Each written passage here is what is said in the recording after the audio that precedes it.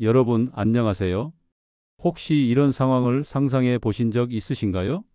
저녁 늦게 집에 혼자 계신데 갑자기 가슴이 답답해지고 팔이 저려오기 시작합니다.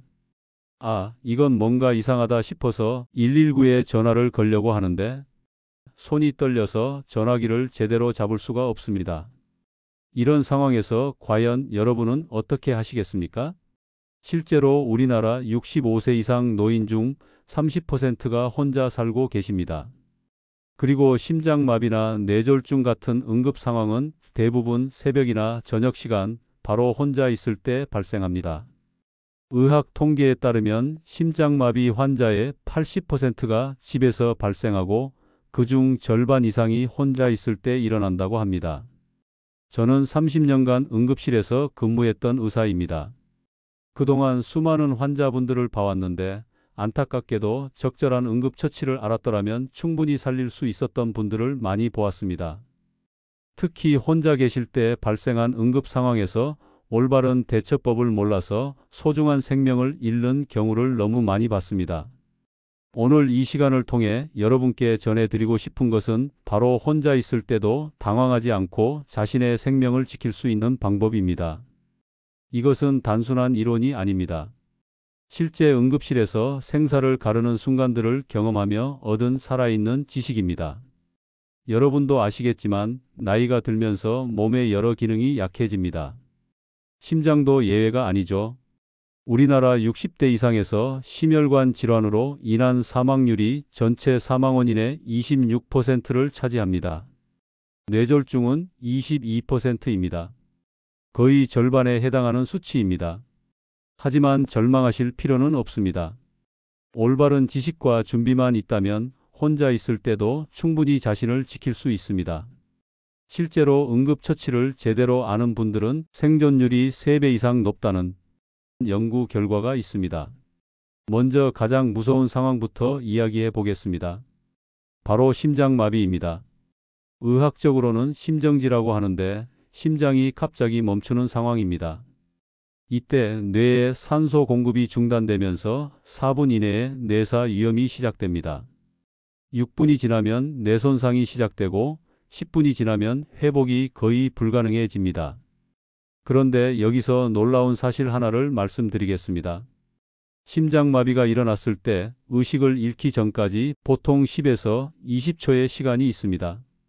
이 짧은 시간을 어떻게 활용하느냐가 생과 사를 가릅니다. 제가 응급실에서 만난 한 할아버지 이야기를 해드리겠습니다. 75세 김 할아버지는 혼자 집에서 TV를 보고 계시다가 갑자기 가슴이 아프기 시작했습니다.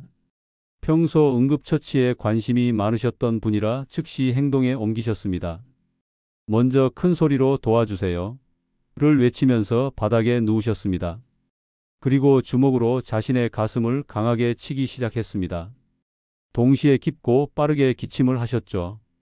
다행히 옆집에서 소리를 듣고 달려와 119에 신고했고 김 할아버지는 무사히 회복하실 수 있었습니다. 이것이 바로 자가 심폐소생술입니다.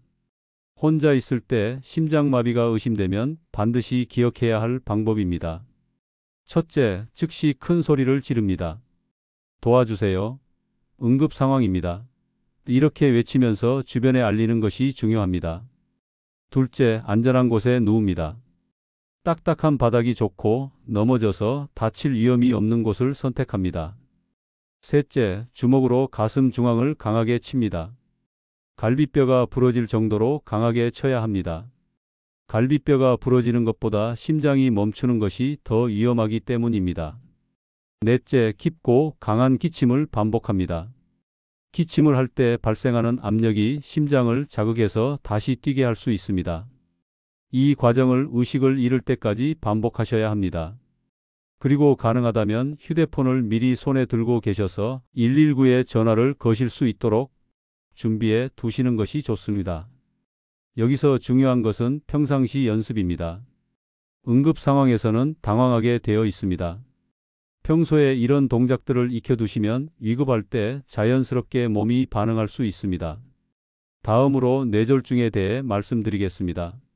뇌졸중은 뇌혈관이 막히거나 터져서 뇌에 산소와 영양분이 공급되지 않는 상황입니다. 심장마비와 달리 즉시 의식을 잃지는 않지만 시간이 지날수록 뇌 손상이 심해집니다. 뇌졸중의 초기 증상을 정확히 아는 것이 중요합니다. FAST라는 간단한 기억법이 있습니다. F 페이스 얼굴. 한쪽 얼굴이 마비되어 표정이 이상해집니다. A 암즈. 팔 한쪽 팔에 힘이 없어 들어 올릴 수 없습니다. S 스피치. 언어말이 어눌해지거나 이해하기 어려워집니다. T 타임. 시간. 이런 증상이 나타나면 즉시 병원에 가야 합니다. 혼자 계실 때 이런 증상이 나타나면 어떻게 해야 할까요? 첫째, 절대 당황하지 마십시오. 뇌졸중은 심장마비와 달리 즉시 생명이 위험한 것은 아닙니다. 둘째, 즉시 119에 전화하십시오. 전화가 어려우면 문자나 카카오톡으로도 신고가 가능합니다. 셋째, 안전한 곳에 앉거나 누우십시오. 넘어질 위험이 있으니 움직임을 최소화해야 합니다. 넷째, 머리를 약간 높게 하고 편안한 자세를 취하십시오.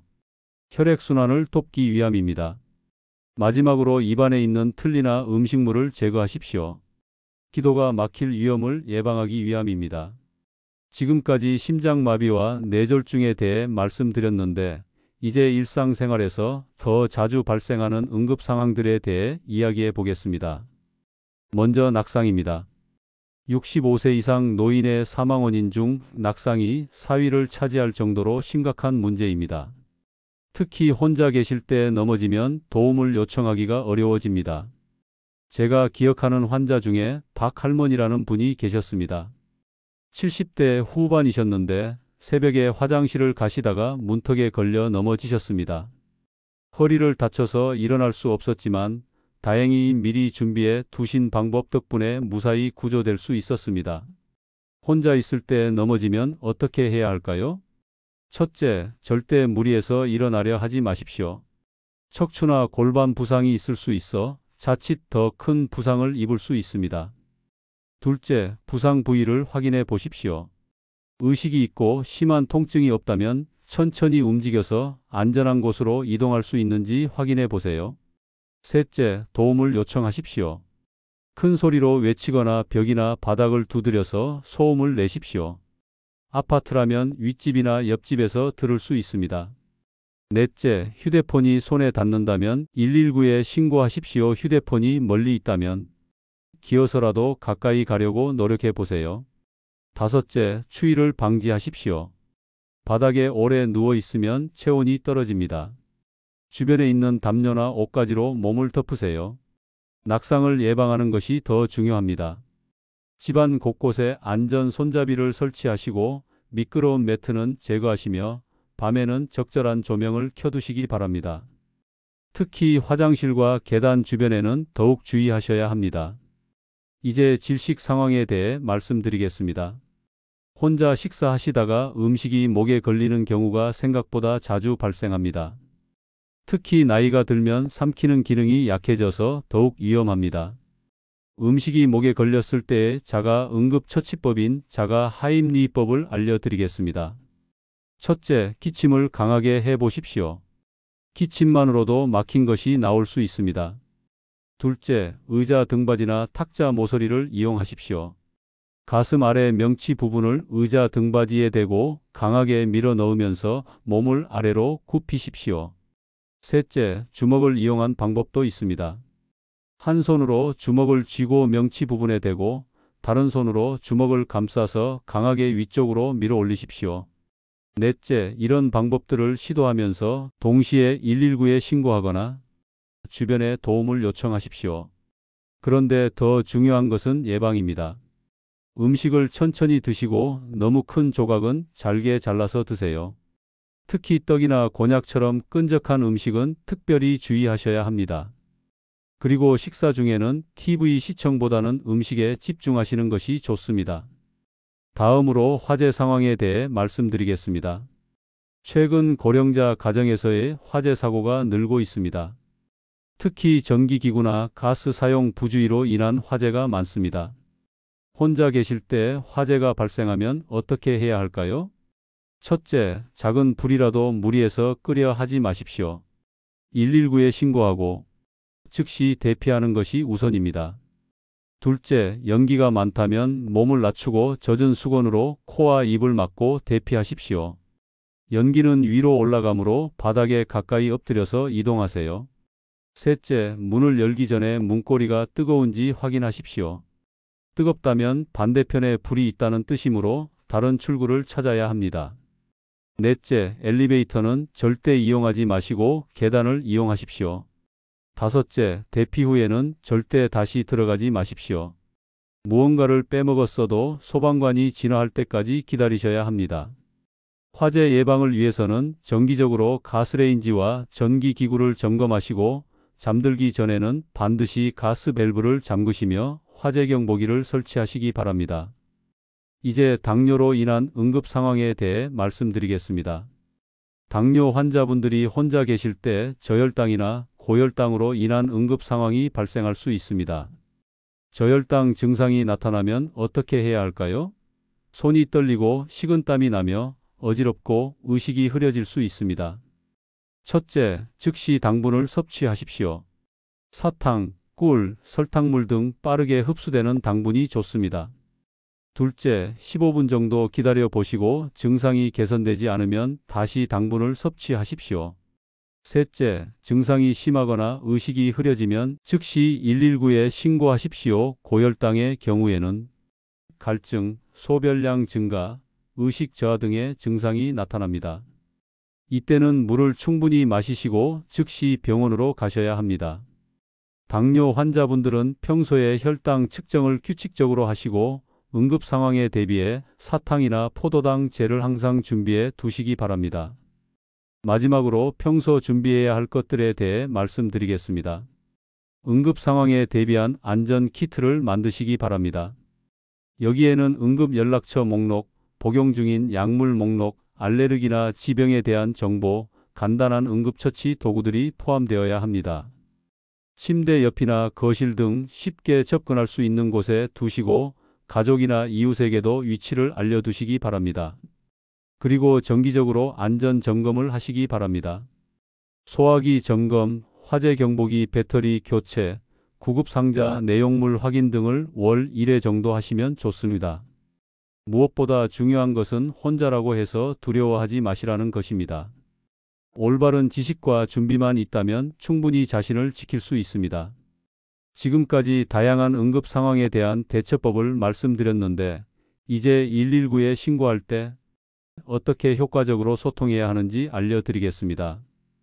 응급 상황에서는 정확하고 신속한 의사소통이 생명을 좌우합니다. 119에 전화를 걸면 상황실 직원이 몇 가지 질문을 할 것입니다.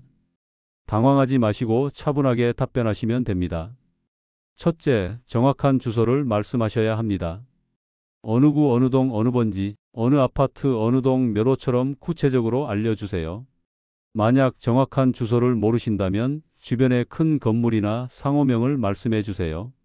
둘째, 환자의 상태를 간단 명료하게 설명하세요. 70세 남성 가슴 통증으로 의식 잃음 이런 식으로 나이, 성별, 주요 증상을 먼저 말씀하시면 됩니다. 셋째, 현재 환자가 의식이 있는지, 숨을 쉬는지, 맥박이 뛰는지 확인해서 알려주세요. 이 정보가 응급처치 지시에 매우 중요합니다. 넷째, 복용 중인 약물이나 알레르기가 있다면 반드시 알려주세요. 특히 혈압약, 당뇨약, 심장약 등은 응급처치에 영향을 줄 수 있습니다. 상황실에서 전화로 응급처치 지시를 해줄 것입니다. 당황하지 마시고 지시에 따라 행동하시면 됩니다. 전화를 끊지 마시고 구급차가 도착할 때까지 계속 연결을 유지하시기 바랍니다. 그런데 여기서 중요한 팁을 하나 드리겠습니다. 혼자 계시는 분들은 평소에 응급정보 카드를 만들어 두시는 것이 좋습니다.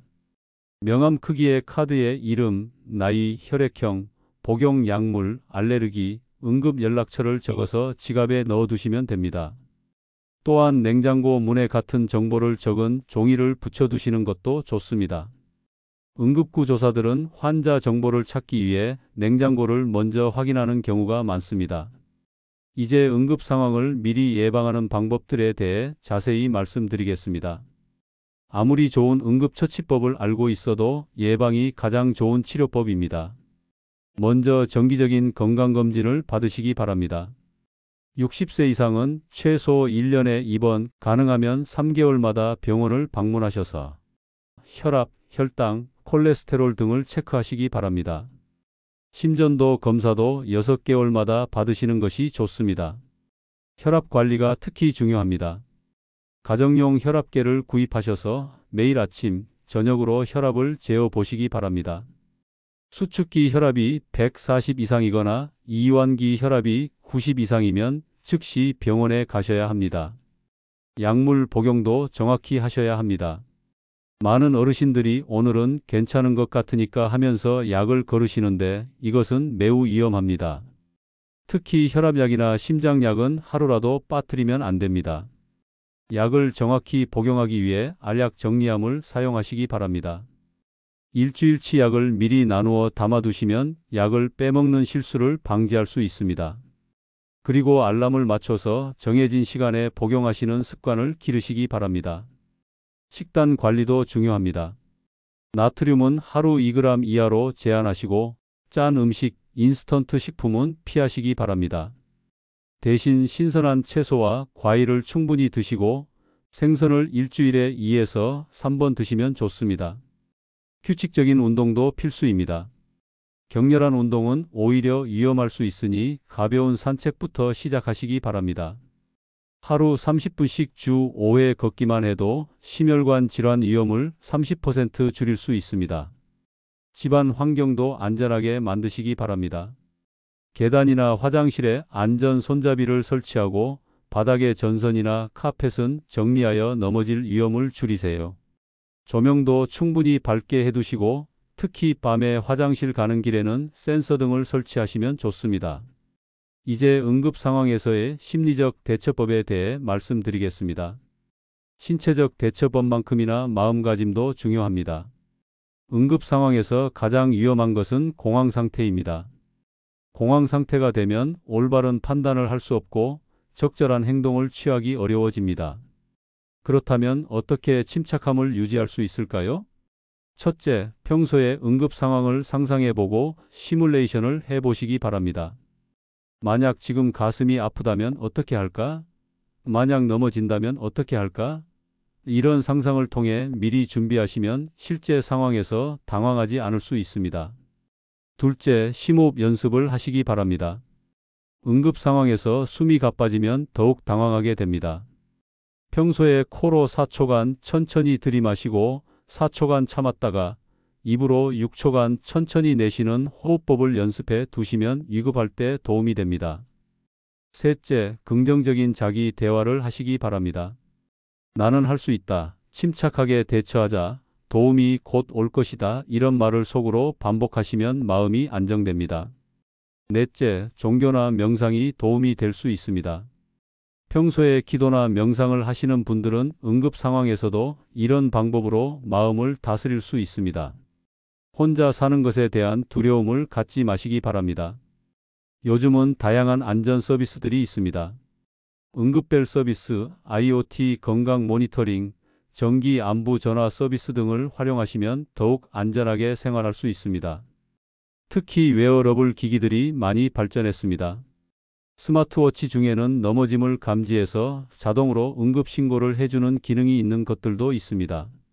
비용이 부담되신다면 지역 보건소나 주민센터에서 제공하는 무료 서비스들을 확인해 보시기 바랍니다. 이웃과의 관계도 중요합니다. 가까운 이웃과 서로 안부를 확인하는 약속을 하시면 좋습니다. 매일 아침 9시에 서로 문자 보내기, 2일에 한 번씩 안부 전화하기 이런 간단한 약속만으로도 큰 도움이 됩니다. 그리고 가족들과의 정기적인 연락도 필수입니다. 멀리 사는 자녀들과도 매일 짧게라도 안부를 나누시기 바랍니다. 요즘은 화상통화도 쉽게 할 수 있으니 얼굴을 보며 대화하시면 더욱 좋습니다. 마지막으로 실제 사례들을 통해 오늘 배운 내용들이 어떻게 생명을 구했는지 말씀드리겠습니다. 이런 이야기들이 여러분께 용기와 확신을 드릴 것입니다. 첫 번째 사례는 68세 이 할머니의 이야기입니다. 평소 고혈압으로 약을 복용하고 계시던 분인데 어느 날 새벽에 갑자기 가슴이 답답하고 왼쪽 팔이 저려오기 시작했습니다. 처음엔 나이 들어서 그런가 보다 하고 넘어가려 했지만 며칠 전에 들었던 건강 강의가 생각났습니다. 할머니는 즉시 119에 전화를 걸고 전화로 안내받은 대로 아스피린 한 알을 씹어서 드셨습니다. 그리고 편안한 자세로 누워서 구급차를 기다렸습니다. 덕분에 심근경색 초기 단계에서 치료를 받을 수 있었고 큰 후유증 없이 회복하셨습니다. 의사가 말하기를 만약 30분만 늦었어도 생명이 위험했을 것이라고 했습니다. 이 할머니가 살아계신 이유는 올바른 지식과 신속한 대응 때문이었습니다. 두 번째 사례는 72세 박 할아버지입니다.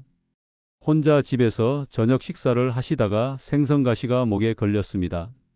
처음엔 물을 마시거나 밥을 삼켜서 밀어내려고 했지만 오히려 더 깊이 들어가는 느낌이었습니다. 다행히 할아버지는 앞서 배운 자가 하임리히법을 기억하고 계셨습니다. 의자 등받이를 이용해서 명치 부분을 강하게 압박하시면서 몸을 굽히셨습니다. 몇 번 시도한 끝에 생선가시가 나왔고 무사히 해결할 수 있었습니다. 만약 이 방법을 모르셨다면 119를 불러야 했을 상황이었지만 간단한 응급처치로 스스로 해결하신 것입니다. 세 번째 사례는 76세 최 할머니입니다. 당뇨를 앓고 계시던 분인데 어느 날 저녁에 갑자기 손이 떨리고 식은땀이 나기 시작했습니다. 저혈당 증상이었습니다. 할머니는 평소에 준비해 두신 사탕을 꺼내서 드시고 15분 후에 혈당을 측정해 보셨습니다. 다행히 혈당이 정상으로 돌아왔고 큰 문제 없이 넘어갈 수 있었습니다. 만약 이때 적절히 대처하지 못했다면 의식을 잃고 생명이 위험했을 수도 있습니다. 이런 사례들이 보여주는 것은 무엇입니까? 나이가 많다고 해서 혼자 산다고 해서 무력한 것이 아니라는 점입니다. 올바른 지식과 준비만 있다면 충분히 자신을 지킬 수 있다는 것입니다. 그러면 이제 오늘 배운 내용들을 정리해 보겠습니다. 응급 상황에서 가장 중요한 것은 침착함입니다. 당황하면 올바른 판단을 할 수 없습니다. 평소에 응급 상황을 상상해 보고 대비책을 세워두시면 실제 상황에서 도움이 됩니다. 심장마비가 의심되면 즉시 큰 소리로 도움을 요청하고 자가 심폐소생술을 시행하십시오. 주먹으로 가슴을 치고 강한 기침을 반복하는 것이 생명을 구할 수 있습니다. 뇌졸중은 FAST 원칙으로 기억하십시오.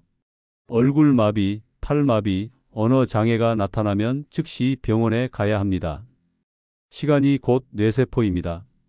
낙상했을 때는 무리해서 일어나려 하지 마시고 부상 정도를 확인한 후 천천히 행동하십시오.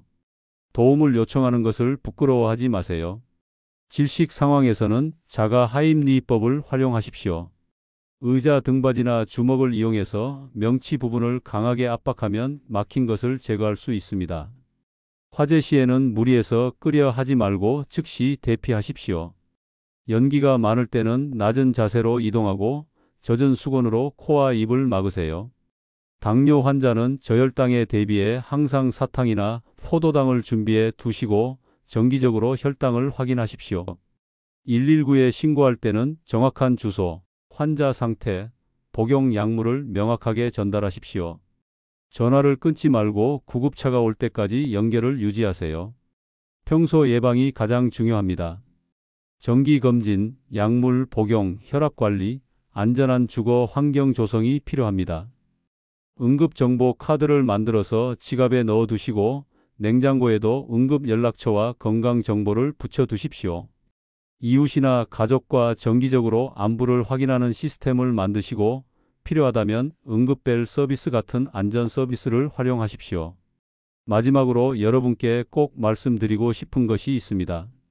혼자 사는 것을 두려워하지 마시라는 것입니다.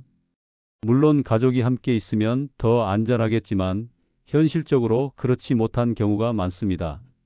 하지만 오늘 배운 것처럼 충분한 준비와 올바른 지식만 있다면 혼자서도 안전하게 생활할 수 있습니다. 실제로 혼자 사시는 많은 어르신들이 이런 방법들로 건강하고 안전하게 지내고 계십니다. 중요한 것은 자신감입니다. 나는 할 수 있다. 나는 준비가 되어 있다는 마음가짐이 위급한 순간에 생명을 구할 수 있습니다. 그리고 도움을 요청하는 것을 부끄러워하지 마세요. 이웃에게 안부를 묻는 것도, 119에 신고하는 것도, 병원에 가는 것도 모두 자신을 지키는 현명한 행동입니다. 여러분 모두 건강하고 안전한 노년을 보내시기를 진심으로 기원합니다. 오늘 배운 내용들을 잊지 마시고 가족이나 친구들과도 공유해 주시기 바랍니다. 여러분의 소중한 지식이 누군가의 생명을 구할 수도 있습니다. 혼자라고 외롭거나 무력하다고 생각하지 마세요. 여러분은 충분히 강하고 현명합니다. 그리고 언제나 도움의 손길이 있다는 것을 기억하시기 바랍니다. 마지막으로 응급 상황은 언제든 일어날 수 있지만 대부분 예방 가능합니다. 오늘 배운 내용을 실천하시고 건강한 생활 습관을 유지하시면 안전하고 행복한 나날을 보낼 수 있을 것입니다. 여러분 모두의 건강과 안전을 위해 기도하며 오늘 이야기를 마치겠습니다. 감사합니다.